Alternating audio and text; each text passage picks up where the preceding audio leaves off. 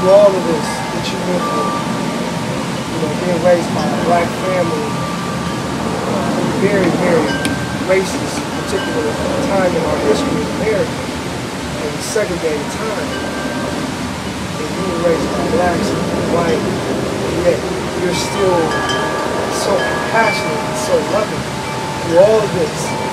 You have no ill will for your birth mom, and you love your adopted family just as much.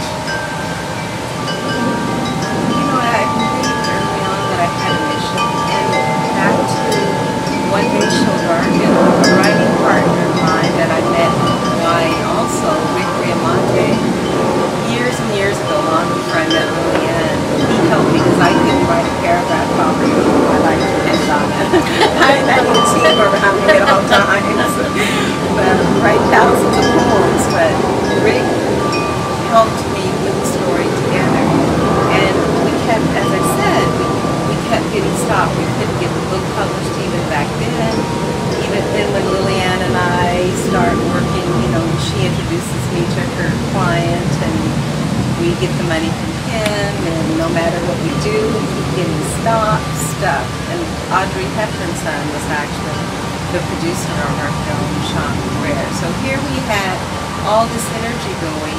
So here I am all these years later, as my youngest daughter, Rasha, would say that she thinks I've borrowed money from every person on the planet. I'm like, I'm done with borrowing money. I'm ready to make it all happen. So I'm going back to the reason I wanted to tell my story, and I think a good way of just sharing this is going back to the beginning. When I was a little girl, all I ever wanted to do was tell a story that would touch people's hearts and point them. It's about kindness. It's not about you're black, I'm white, she's whatever.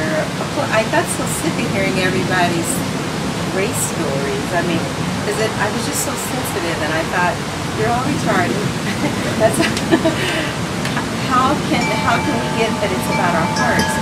So all these years later, I even had to get my writing partner Rick to like put the money on his credit card and go self-publish a book, because I have to take my life back into my own hands. I want to be out there sharing my story to help encourage people.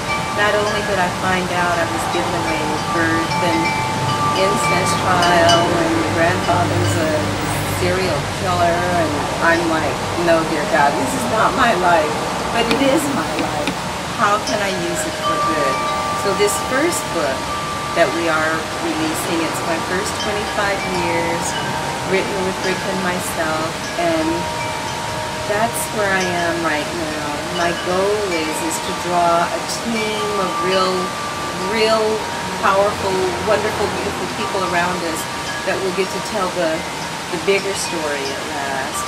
And it'll start with this simple little story of One Day She'll Darken, the mysterious beginnings of Fauna Hodel.